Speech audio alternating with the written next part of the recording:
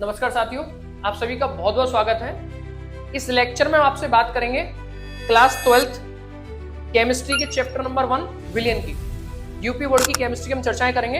इसका पहला चैप्टर है विलियन। इस चैप्टर में हमें पढ़ना है विलियन क्या होता है, कैसे विलियन बनता है, क्या विलियन बनाने की कंडीशंस होंगी। इस पूरे चैप्टर में हमें यही बातें करनी है और ये जो चैप्टर है न्यूमेरिकल वाला चैप्टर है। इस चैप्टर से न्यूमेरिकल बनते हैं। तो आइए चर्चाएं करते हैं विलियन की। क्या है विलियन? तो आइए बात करते हैं कि विलियन क्या है। तो विलियन को समझने से पहले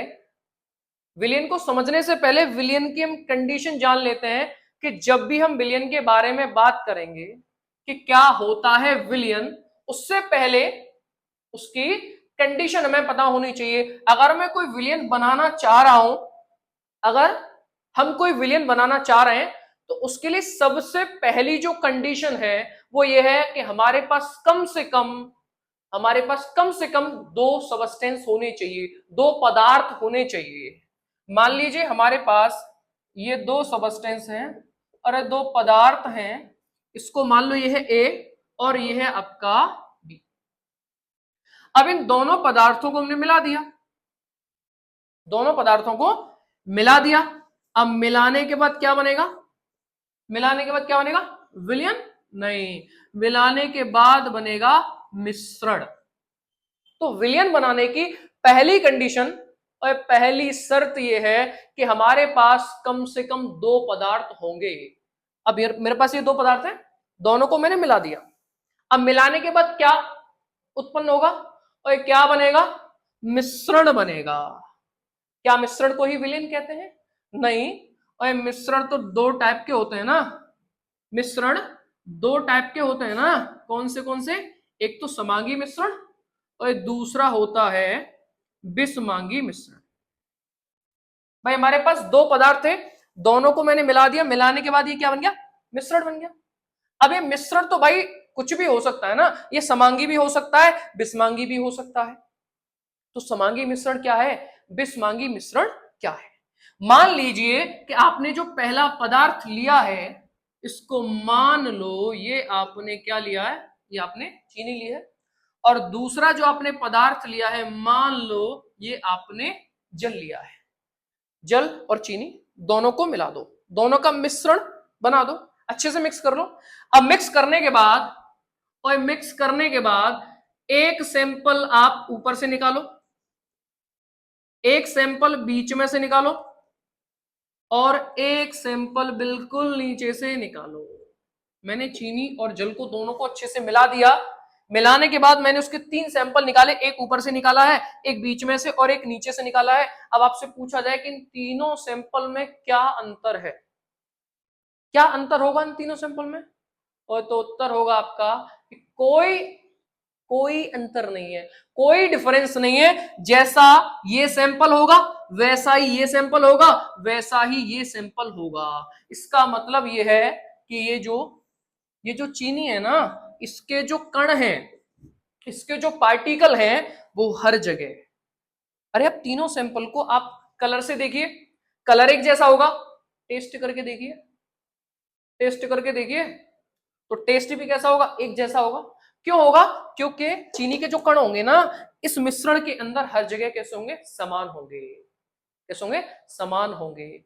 और जिस मिश्रण में कण जो हैं, पार्टिकल जो हैं, हर जगह समान होते हैं, हर जगह बराबर होते हैं, तो उसको कहते हैं समांगी मिश्रण, उसको कहेंगे समांगी मिश्रण।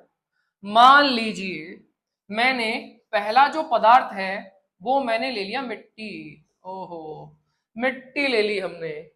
अब मिट्टी और जल दोनों को मिला दिया, बहुत अच्छे तरीके से मिला दिया। अब मिलाने के बाद इसके हमने सैंपल निकाले, एक सैंपल आपने ऊपर से निकाला है, एक सैंपल बीच में से निकाला है और एक सैंपल आपने नीचे से निकाला है। अब तीनों सैंपल को और मिट्टी को हमने पानी में डाला है, मिला लो। अब मिलाने के बाद एक सैंपल ऊपर से, एक बीच में से और एक अपने नीचे से, 3 सैंपल निकाले। अब तीनों सैंपल को जब निकालोगे ना, तो पहले वाले सैंपल में क्या होगा? पहले वाले सैंपल में जो मिट्टी का अमाउंट होगा, मिट्टी की जो मात्रा होगी ना, वो कम होगी। बीच वाले में और यहां से जो सैंपल निकालेंगे उसमें मिट्टी की जो मात्रा होगी वो थोड़ी ज्यादा होगी, और इस वाले में मिट्टी की जो मात्रा होगी बहुत ज्यादा होगी। इसका मतलब क्या है, इस मिश्रण में मिट्टी के जो कण हैं वो हर जगह बराबर नहीं है, हर जगह समान नहीं है। और जिस मिश्रण में कण समान नहीं होते हैं ना, उसको कहते हैं बिस्मांगी मिश्रण। हम विलयन बनाना चाह रहे हैं तो विलयन बनाने की पहली कंडीशन है कि हमारे पास कम से कम 2 पदार्थ होने चाहिए। सर 2 पदार्थ हैं, अब दोनों पदार्थ को हमने मिला दिया, मिलाने के बाद मिश्रण बन गया। और मिश्रण तो 2 टाइप के होते हैं, समांगी और विषमांगी। तो कौन सा मिश्रण होना चाहिए, और समांगी मिश्रण होना चाहिए। कौन सा, समांगी मिश्रण होना चाहिए। यानी हमने 2 पदार्थों को मिला दिया, मिलाने के बाद उनका मिश्रण समांगी है तो इसको विलयन कहा जाएगा, तो उनको विलयन कहेंगे। अगर उनका मिश्रण समांगी नहीं है तो उसको विलयन नहीं कहा जाएगा। विलयन क्या है, 2 या 2 से अधिक, 2 या 2 से अधिक पदार्थों के समांगी मिश्रण, तो समांगी मिश्रण को क्या कहते हैं, को विलयन कहते हैं, विलयन कहते हैं। इसके एग्जाम्पल हो सकते हैं, और इसके एग्जाम्पल हो सकते हैं, आप ग्लूकोज को ले लीजिए, ग्लूकोज और जल, ग्लूकोज और जल। भाई ग्लूकोज को जब तुम वाटर में डिसोल्व करोगे, पानी में मिक्स करोगे ना, उनका जो मिश्रण होगा वो कैसा होगा, समांगी होगा, समांगी मिश्रण होगा, तो विलयन है, विलयन कहलाएगा। और एक एग्जाम्पल जो हमने अभी लिखा था, जो अभी हमारी चर्चाओं में था, वो हो जाएगा, अरे वो हो जाएगा चीनी और जल। क्या और एग्जाम्पल नहीं हो सकते, अरे बहुत सारे एग्जाम्पल हैं। अरे ये कर दो ना, एल्कोहल और जल, ये भी तो समांगी मिश्रण है ना, ये भी तो समांगी मिश्रण है। तो हमारा विलयन क्या होगा, 2 पदार्थों को मिला दिया, मिलाने के बाद मिश्रण बन गया, मिश्रण अगर समांगी है तो उसको विलयन कहेंगे। ये हमारे विलयन के एग्जाम्पल है। हम जान चुके हैं कि विलयन क्या होता है। अब मान लीजिए हमने एक विलयन बनाया, देखिए हम जान चुके हैं विलयन क्या होता है, विलयन के कुछ एग्जाम्पल की बात हमने कर ली। मान लो आपने एक विलयन बना लिया, अब आप विलयन बनाना सीख चुके हो, हमने एक विलयन बना लिया, इसको बनाने के लिए आपने इसमें 2 पदार्थ डाल दिए और 2 घटक कण डाल दिए। कौन से, ओए घटक कण, ओए पार्टिकल, ओए पदार्थ कह दो ना, सीधे पदार्थ कह दो ना। हमने इसमें 2 पदार्थ डाल दिए। अगर किसी विलयन में, जब किसी विलयन में 2 पदार्थ उपस्थित होते हैं, प्रेजेंट होते हैं, उस विलयन को कहते हैं, देखिए इस विलयन में कितने पदार्थ हैं, कोई 2 है ना। जब विलयन में 2 पदार्थ प्रेजेंट होंगे, उपस्थित होंगे, उस विलयन को कहेंगे द्विअंगी विलयन। क्या कहेंगे, द्विअंगी विलयन। जब विलयन में कितने पदार्थ होंगे, जब विलयन में 2 पदार्थ होंगे, जैसे मैंने एक तो एल्कोहल ले लिया है और दूसरा मैंने जल ले लिया है। जब इन दोनों को मिलाओगे, अरे मिलाओगे विलयन बनेगा, तो इसमें कितने पदार्थ हैं, इसमें 2 पदार्थ है ना, इसमें 2 पदार्थ हैं। जब विलयन में 2 पदार्थ होंगे तो उसको द्विअंगी विलयन कहेंगे। ओए जब विलयन में 3 पदार्थ डाल दिए जाएं, 3 डाल दिए जाएं, ए डाल दिया, बी डाल दिया, सी डाल दिया, हमने 3 डाल दिए। जब विलयन में 3 पदार्थ उपस्थित होंगे तो उस विलयन को कहा जाएगा त्रिअंगी विलयन। वाह, क्या कहेंगे, त्रिअंगी विलयन। ऐसे ही अगर हम 3 से ज्यादा पदार्थ डाल दें, 3 से ज्यादा पदार्थ अगर हम डाल दें तो उसको क्या कहेंगे, तो बड़ा उसको कहते हैं बहुअंगी विलयन। क्या कहते हैं, और उसको क्या कहेंगे, उसको कहेंगे हम बहुअंगी विलयन। अगर विलयन में मान लो आपको लिखना है इनके बारे में, तो कैसे लिखोगे, अरे सर यदि विलयन में, एक विलयन है, यदि विलयन में 2 पदार्थ उपस्थित हैं तो उसको द्विअंगी विलयन कहेंगे। यदि विलयन में 3 पदार्थ उपस्थित हैं तो उसको त्रिअंगी विलयन कहेंगे। यदि विलयन में और 3 से ज्यादा पदार्थ उपस्थित हैं तो उसको कहेंगे बहुअंगी विलयन। लेकिन हमें जो चर्चाएं करनी है ना, हमारे सिलेबस में जो बात करनी है ना, वो केवल और केवल द्विअंगी विलयन की बात करनी है। तो हम त्रिअंगी और बहुअंगी विलयन की बातें नहीं करेंगे।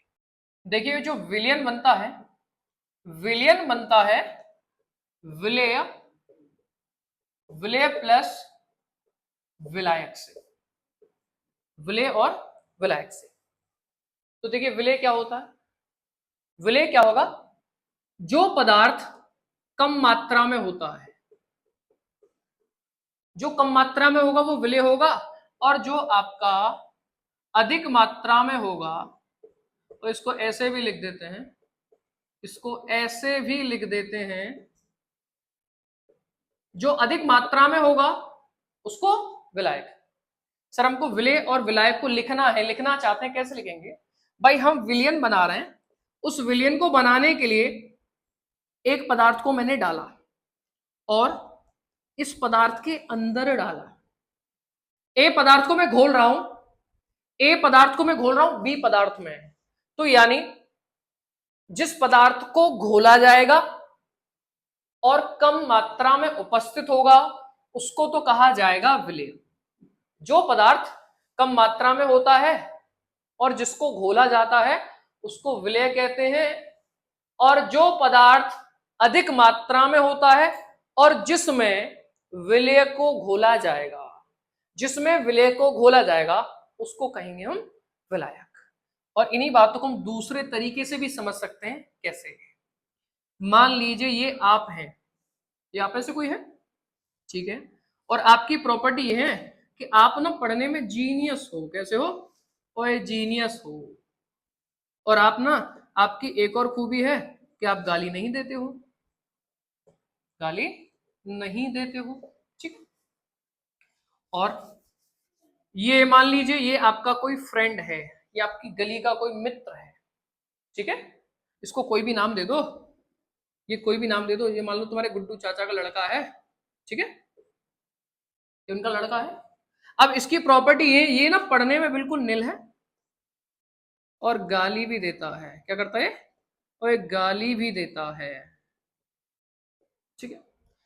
ये आप हैं, ये आपका पड़ोसी है, इस पड़ोसी को कहा जाता है गुड्डू चाचा का लड़का, ठीक है। अब आपके पिताजी आपसे कह रहे हैं, आपके पिताजी आपसे कह रहे हैं कि बेटा तू ना इस लड़के के साथ मत रहा, तू इस लड़के के साथ मत रहा कर, क्यों ना रहा करूं, आपने पूछा क्यों ना रहा करूं, तो उन्होंने कहा कि बेटा ये पढ़ता नहीं है, ये पढ़ने में निल है और ये ने गाली देता है। तो उससे क्या हो जाएगा कि बेटा जब तुम उसके साथ मिलोगे, जब तुम उससे मिलोगे तो क्या होगा भाई, जब हम सॉल्यूशन बनाते हैं, जब हम विलयन बनाते हैं तो दो पदार्थों को मिलाते ही तो हैं, तो जब तुम उससे मिलोगे ना तो तुम पहले गाली नहीं देते हो, जब तुम इससे मिलोगे, इससे दोस्ती करोगे तो तुम भी गाली देने लग जाओगे।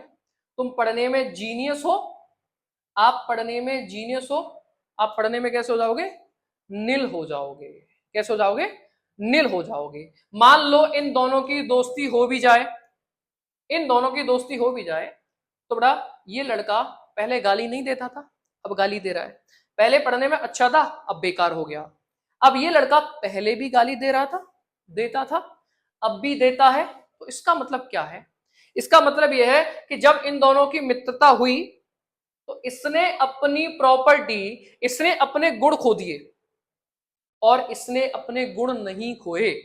तो हमारे पास भाई हम विलयन कैसे बनाते हैं, विलयन बनाने के लिए हम दो पदार्थ को डालते हैं, उन दो पदार्थ में से जो पदार्थ अपने गुण खो देगा, अपनी प्रॉपर्टी खो देगा, उसको तो विलय कहेंगे, और जो अपनी प्रॉपर्टी नहीं खोता, जैसे ये लड़का है कि भाई ये पहले भी गाली देता था अब भी दे रहा है, अपनी प्रॉपर्टी लूज नहीं करी, अपनी प्रॉपर्टी से नहीं खोई, उसको क्या कह देंगे, उसको कह देंगे विलायक।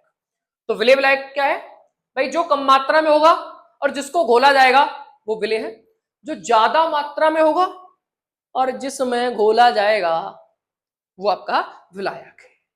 क्लियर। देखिए हमने विलयन की बात कर ली कि विलयन क्या होता है, विलयन दो पदार्थों से मिलकर बनेगा, एक तो आपका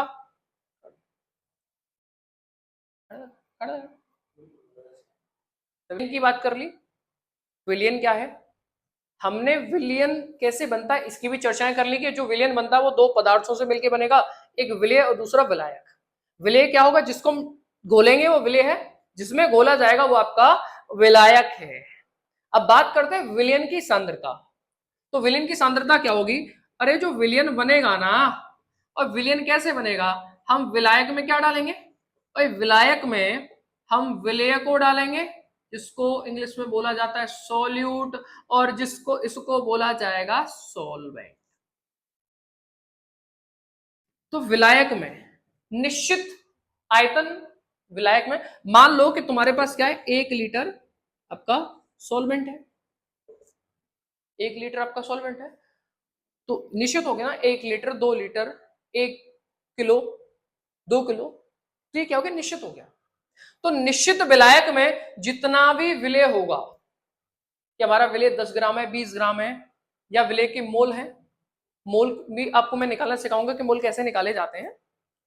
तो किसी भी विलायक में विलेय की जो मात्रा होगी, विलायक के अंदर कितना विलेय उपस्थित है, उसी को कहा जाता है विलयन की सांद्रता। क्या कहेंगे उसको? विलयन की सांद्रता। तो विलयन की सांद्रता की जो चर्चाएं करनी है ना, वो हमें दो तरीके से करनी है। दो तरीके से हम विलयन की सांद्रता की चर्चाएं करेंगे। एक तो हम बात करेंगे क्वालिटी के बेस पर, क्वालिटी के आधार पर, और दूसरा हम बात करेंगे क्वांटिटी के आधार पर। क्वांटिटी मतलब हम इसके आधार पर बात करेंगे कि सॉल्यूशन में विलेय कितना है, विलायक कितना है, पूरा विलयन कितना है। ये तो हो गया हमारा क्वांटिटी, मतलब मात्रा के आधार पर, और दूसरा है क्वालिटी, क्वालिटी के आधार पर। तो आइए बात करते हैं विलयन की सांद्रता के। दो तरीके से चर्चाएं करते हैं। देखिए सांद्रता की जो बात करें मैं दो तरीके से बात करनी है, एक तो गुणात्मक और दूसरा मात्रात्मक। इसमें मात्रा की बात करेंगे कि विलेय कितना है। अरे जो विलयन बनता है वो दो चीजों से मिलके बनेगा, एक तो विलेय से मिलके बनेगा और दूसरा विलायक से मिलके बनेगा। अगर मैं आपको ये बता दूं कि उस विलयन के अंदर विलेय की मात्रा इतनी है, विलायक की मात्रा इतनी है, अरे विलेय मान लो मैंने बोल दिया 10 ग्राम है, विलायक तुम्हारा 30 ग्राम है, तो मैंने मात्रा बता दी ना। अगर मैं मात्रा की बात कर रहा हूं, अमाउंट की बात कर रहा हूं, मात्रा की बात कर रहा हूं, यानी अमाउंट की बात कर रहा हूं, तो इट मींस, और इसका मतलब मैं आपसे बात कर रहा हूं क्वांटिटेटिव, यानी मात्रात्मक सांद्रता। अगर मैं आपसे क्वालिटी की बात करूं, तो क्वालिटी के आधार पर, क्वालिटी के आधार पर जो हम चर्चाएं करते हैं ना, जो बात करते हैं, वो दो तरीके के विलयन की बात करते हैं। एक तो आपका तनु विलयन, एक तो तनु विलयन, और दूसरा होगा आपका सांद्र विलयन। तनु विलयन और सांद्र विलयन। क्या होता है तनु विलयन, क्या होता है सांद्र विलयन? तो हम जनरली ये कह देते हैं, हम जनरली ये कह देते हैं कि जिस विलयन में, वो विलयन जो बनता है वो विलेय और विलायक से मिलकर बनता है। जब हमें तनु विलयन को डिफाइन करना होगा, उसको परिभाषित करना होगा, तो हम ये कह देते हैं कि सर जिस विलयन में ना, जिस विलयन में विलायक की मात्रा ज्यादा होती है, जिस विलयन में विलायक की मात्रा ज्यादा होती है उसको तनु विलयन कहते हैं, और जिस विलयन में विलायक की मात्रा कम होती है उसको सांद्र विलयन कहते हैं, सांद्र विलयन कहते हैं। अरे नहीं, हम जो बात कर रहे हैं ना, वो क्वालिटी के बेस पे बात कर रहे हैं। हम क्वालिटी के बेस पे बात कर रहे हैं। हम किसी भी चीज की क्वालिटी कैसे चेक करते हैं? हम किसी भी चीज की क्वालिटी चेक करते हैं कंपेयर करा के। मान लीजिए आप दो टीचर की क्वालिटी चेक करना चाह रहे हो, तो आप क्या करोगे? दोनों से पढ़ोगे। आप पहले टीचर से पढ़े और फिर आप दूसरे टीचर से पढ़े, अब दोनों में कंपेयर करोगे ना। आप दो टीचर से पढ़े, अब आप इनकी क्वालिटी जानना चाह रहे हो, तो क्या करोगे? उसके लिए कंपेयर करोगे ना, तुलना करोगे ना, तुलना करोगे ना। मान लो सर इन सर ने ना जो विलियन पढ़ाया बहुत अच्छा पढ़ाया, इन सर ने विलियन अच्छा नहीं पढ़ाया, तो ही इज द बेस्ट, ये ना बहुत अच्छे टीचर है। तो हमने दो टीचर थे हमारे पास, दो टीचर थे हमारे पास, दोनों में से हमें ये चुनना है कौन सा बेस्ट है, तो उसके लिए हम क्या करेंगे? उसके लिए हमने तुलना करवाएंगे। तो ऐसे ही जब हमें तनु विलयन और सांद्र विलयन को ना परिभाषित करना होगा, बताना होगा, तो यहां भी हम तुलना कराएंगे। हम डायरेक्ट नहीं बताएंगे कि कौन सा विलयन तनु है और कौन सा विलयन सांद्र है। तो कैसे बताएंगे, तो कैसे इनको परिभाषित करेंगे, तो उसके लिए हमारे पास ये दो विलयन है। मेरे पास ये दो विलयन है। एक विलयन में मैंने क्या कर दिया, एक विलयन में मैंने 10 ग्राम शुगर को 10 ग्राम शुगर को मैंने 100 ग्राम 100 ग्राम जल में घोल दिया। दूसरे विलयन में मैंने 20 ग्राम शुगर को मैंने यहां भी 100 ग्राम जल में घोल दिया। मेरे पास अब दो विलयन है। अब इन दोनों विलयन की मैं तुलना करवाऊंगा, कंपैरिजन करवाऊंगा। तो कंपैरिजन कराने पे क्या है, इस वाले विलयन में विलय की मात्रा कम है और इस वाले विलयन में विलय की मात्रा ज्यादा है। ओहो, तो इससे क्या है, तो इससे ही तो इनकी डेफिनेशन आएंगी, इन्हीं से तो इनकी परिभाषा आएंगी कि जिस विलयन में विलय की मात्रा कम होगी, इसमें कम है, तो जिस विलयन में विलय की मात्रा कम होती है उसको तनु विलयन कहते हैं, और जिस विलयन में विलय की मात्रा ज्यादा होती है ना, उसको कहते हैं सांद्र विलयन। तो इन दोनों को परिभाषित करने के लिए हमारे पास कम से कम दो विलयन होंगे, जिसमें से क्या होगा, एक में जिस विलयन में विलय कम है, मतलब जो विलयन तुम्हारा पतला है उसको तनु कहेंगे, जो विलयन तुम्हारा गाढ़ा है जिसमें विलय ज्यादा है उसको कहेंगे सांद्र विलयन। और इसके बेस पर यहां जो हमको बात करनी है ना, मात्रात्मक, यहां जो बात करनी है, हमें ये बात करनी है कि किसी भी विलयन के अंदर विलय कितना है, विलायक कितना है और पूरा विलयन कितना है, ये बातें हमें यहां करनी है। तो आइए अब इसकी चर्चाएं करते हैं। देखिए, विलयन की मात्रा और विलय और विलायक की मात्रा के आधार पर जो मैं बात करनी है वो बात करेंगे हम भार प्रतिशतता, दूसरा हम बात करेंगे आयतन प्रतिशतता, तीसरा हम बात करेंगे सांद्रण, जिसको हम स्ट्रेंथ कहते हैं, इसको कहेंगे स्ट्रेंथ, और इसको रिप्रेजेंट करेंगे एस से। इसके बाद हमें बात करनी है, बाद में चर्चाएं करनी है मोलरता की, जिसको एम से रिप्रेजेंट किया जाएगा। उसके बाद हमें बात करनी है मोललता की, जिसको छोटी एम से रिप्रेजेंट करेंगे। उसके बाद हमें बात करनी है मोल प्रभाज की बात करनी है, इसको जाई से प्रदर्शित करेंगे। ये एक्स जैसा लगता है लेकिन एक्चुअल में एक्स होता नहीं है, एक्स जैसा लगता है लेकिन एक्स होता नहीं है, हर कोई एक्स नहीं हो सकता ना। उसके बाद हमें बात करनी है पार्ट्स प्रति मिलियन, इसको कहा जाएगा पीपीएम। इनकी जो बात करें, ये सब क्या है, और ये सब ही तो सांद्रता है, ये सब के सब क्या है, ये सांद्रता है, यही तो विलयन की सांद्रता है।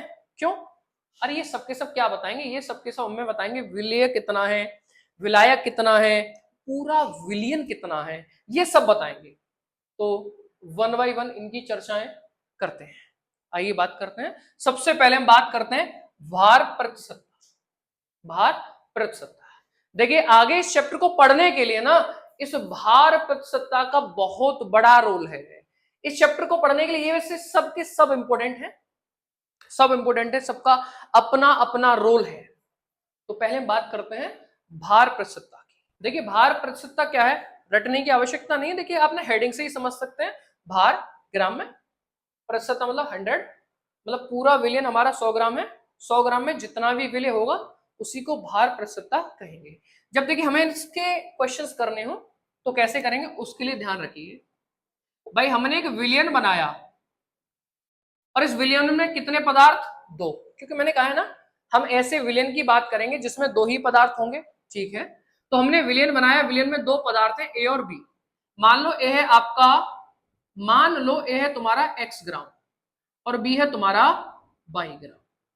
तो पूरा विलयन कितना हो जाएगा भाई, पूरा विलयन हो जाएगा फिर x प्लस वाई। विलयन में दो पदार्थ a और b। मान लो ए तुम्हारा x ग्राम है और बी तुम्हारा 22 ग्राम है, तो पूरा विलियन कितना होगा, और कितना होगा पूरा विलियन, x प्लस वाई ग्राम होगा। अब मैं तुमसे ये पूछना चाह रहा हूं कि ये बता दो, ये तो आपका पूरा विलियन है, मैं आपसे ये पूछना चाह रहा हूं कि ये बता दो कि पूरे विलियन में ये कितना प्रतिशत है, कितने परसेंटेज है, और ये कितना परसेंटेज है। वही हम करते हैं ना, मान लो हमारे पेपर हुए, पेपर हमारे टोटल 500 नंबर के थे, 500 में से मान लो गुड्डू को 400 नंबर मिल रहे हैं और 500 में से पप्पू को 300 नंबर मिल रहे हैं, तो उनकी परसेंटेज क्या है। तो टोटल टोटल नंबर को नीचे लिखेंगे, जितने मिले हैं उसको ऊपर लिखेंगे, इनटू क्या करते हैं 100, इनटू क्या करते हैं 100। ऐसी तो परसेंटेज निकालते थे, ऐसे ही परसेंटेज निकालते थे, नहीं ऐसे ही परसेंटेज निकालते हैं ना, ओके ऐसे ही निकालते हैं। तो इसी चीज को यहां अप्लाई कर दो। मैं आपसे कह रहा हूं कि बेटा कुल विलियन में से इसका परसेंटेज बता दो, इसका परसेंटेज बता दो, तो क्या करेंगे, अगर मुझे ए की भार प्रतिशत बतानी है, ए की भार प्रतिशतता बतानी है, तो ए का भार ग्राम में अपॉन बट्टे में क्या आएगा, विलियन का भार, कुल विलियन का भार या विलियन का भार, विलियन का भार ग्राम में, परसेंटेज की बात कर रहे हैं तो इनटू 100। अगर बेटा मुझे बी की भार प्रतिशतता बतानी है, बी का परसेंटेज बताना है, तो बी का भार, ओए भार मतलब उसका मास ग्राम में, अपॉन में क्या आएगा, पूरे विलियन का भार, पूरे विलियन का मास किसमें, ग्राम में, और परसेंटेज की चर्चाएं कर रहे हैं तो इनटू, इनटू में 100। ठीक है सर, हमारे पास विलियन में दो पदार्थ है ए और बी, ए हमारा x ग्राम, बी हमारा 22 ग्राम, तो पूरा विलियन x प्लस 22 ग्राम हो जाएगा। तो कुल विलियन में से जिसका परसेंटेज पूछे, जिसका परसेंटेज निकालना है, उसका मास, उसका मास अपॉन, अपॉन में टोटल मास इनटू 100। आइए क्वेश्चन करते हैं इन पे। देखिए भार प्रतिशतता, जिसको हम अगर आप इंग्लिश में कहना चाहें तो उसको कहेंगे मास परसेंटेज, मास परसेंटेज कह देंगे, या फिर उसको वेट परसेंटेज कह देंगे, या फिर उसको कह देते हैं mass by mass percentage, mass by mass percentage, कुछ भी कह लो, अगर आपको इंग्लिश में पढ़ना है तो इंग्लिश में ये रहा। तो जब भी मास परसेंटेज या भार प्रतिशतता का क्वेश्चन आए, तो देखिए सबसे पहले क्या करना है, हमने सर एक विलियन बना लिया, इस विलियन में दो पदार्थ है, कौन सा है, चीनी है और आपका जल है। चीनी कितना है, 10 ग्राम चीनी है, उसको आपने 40 ग्राम जल में घोला है, ठीक है, तो पूरा विलियन कितना हो जाएगा, पूरा विलियन हो जाएगा आपका 50 ग्राम। अब भाई 50 में से इसका परसेंटेज कितना है, 50 में से इसका परसेंटेज कितना है, क्या नहीं निकाल पाओगे, बिल्कुल निकाल पाएंगे, और बिल्कुल निकाल पाएंगे। चीनी की भार प्रतिशतता, भार परसेंटेज, तो जिसका परसेंटेज निकालना है उसका मास अपॉन में टोटल मास इनटू में 100, इनटू में 100, तो ये आपका 20% आ जाएगा। अब हमें जल की परसेंटेज निकालनी है, जल की भार प्रतिशतता निकालनी है, भाई जिसकी प्रतिशतता निकालनी है उसका मास अपॉन में पूरे विलियन का मास इनटू में 100, तो ये आपका आ जाएगा 80%। एक और बात ध्यान रखिए, अगर आपने एक किसी एक का परसेंटेज निकाल लिया, भाई मैंने मान लो कि पहले वाले का परसेंटेज निकाल लिया 20, तो दूसरा ऐसे कैलकुलेट मत करो, तो क्या करना है सर, दूसरा ऐसे कैलकुलेट मत करो, तो क्या करना है, अरे 100 में से माइनस कर दो ना, 100 में से माइनस कर दो ना। जब दो का परसेंटेज 100 है, एक का तुमने निकाल लिया है, तो दूसरे का फाइंड करने के लिए, दूसरे का परसेंटेज निकालने के लिए उसको 100 में से माइनस कर दो। देखिए एक और क्वेश्चन है सेम उसी पैटर्न पे, उसी आधार पे क्वेश्चन कह रहा है, यदि किसी विलियन में, हमने कोई विलियन बनाया, ठीक है विलियन बनाया, उस विलियन में क्या है कि 22 ग्राम आपका बेंजीन है, 22 ग्राम बेंजीन है, इसका फॉर्मूला होता है C6H6, इसके बारे में उसमें बात करेंगे, ऑर्गेनिक केमिस्ट्री में बात करेंगे। तो 22 ग्राम बेंजीन को 122 ग्राम CCl4, CCl4 का नाम होता है carbon tetra chloride, carbon tetra chloride. तो 22 ग्राम बेंजीन को 122 ग्राम CCl4 में हमने घोल दिया है, तो दोनों की भार प्रतिशतता पूछ रहा है। तो भार प्रतिशतता पता करने के लिए करना क्या है, पूरे विलयन का भार निकालो, पूरे विलयन का मास निकालो, और 22 और 122 कितना हो जाएगा, 144 ग्राम। हमारा पूरा विलयन 144 है, 144 में से ये इसका परसेंटेज कितना है, इसका परसेंटेज कितना है, और ये सिंपल सी बात है। जिसका परसेंटेज निकालना हो, बेंजीन की भार प्रतिशतता, बेंजीन की भार प्रतिशतता, जिसका परसेंटेज हमको निकालना है, उसका मास अपॉन में कुल मास इंटू 100। भैया सॉल्व करोगे तो 15.27 आ जाएगा। दूसरा है हमारा CCl4। अगर CCl4 की भार प्रतिशतता ज्ञात करनी हो ना, तो CCl4 का भार बटे कुल भार 100 कितना हो जाएगा, ये करोगे 84.73 अप्रोक्स आएगा। या फिर आप ये भी कर सकते हो, जब इसका आ गया तो इसका निकालने के लिए आप ये मत करो, 100 में से माइनस करो। तो जब भी हमें भार प्रतिशतता के ऐसे प्रश्न करने होंगे तो सबसे पहले क्या करना है, पूरे विलयन का भार निकाल लो, ठीक है। उसके बाद जिसका हमको परसेंटेज निकालना है उसका भार अपॉन में पूरे विलयन का मास, पूरे विलयन की मात्रा इंटू में 100, ऐसे करके आपके भार प्रतिशतता के क्वेश्चंस हो जाएंगे।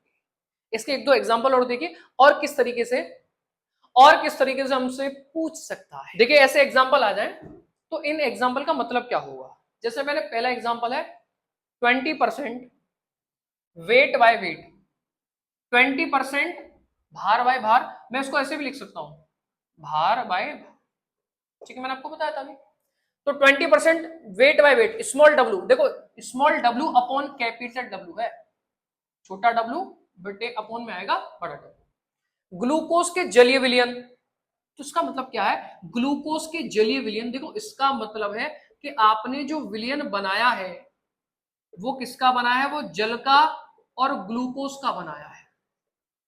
इसमें उसने क्लियर बोल दिया है ग्लूकोज के जलीय विलयन, ग्लूकोज को हमने जल में घोल दिया है, ठीक है, ग्लूकोज के जलीय विलयन, तो मतलब ग्लूकोज को हमने जल में घोल दिया है, जो कितना है, जो 20% है। तो ध्यान रखना, जितना भी परसेंटेज होगा वो विलय का भार होगा, जितना भी परसेंटेज होगा वो विलय की मात्रा होगी। मतलब इस विलयन में जो ग्लूकोज है वो आपका 20 ग्राम है, तो ये कितना होगा, वो ये तुम्हारा 80 ग्राम होगा। मैंने कहा है ना, परसेंटेज वाली कंडीशन में पूरे विलयन को हम 100 मान के चलते हैं कि जो पूरा विलयन आपका 100 है, जिसमें से भाई ये 20 है, तो ये कितना होगा, 80 होगा, ठीक है। अगला एग्जांपल है 30% small w upon capital W।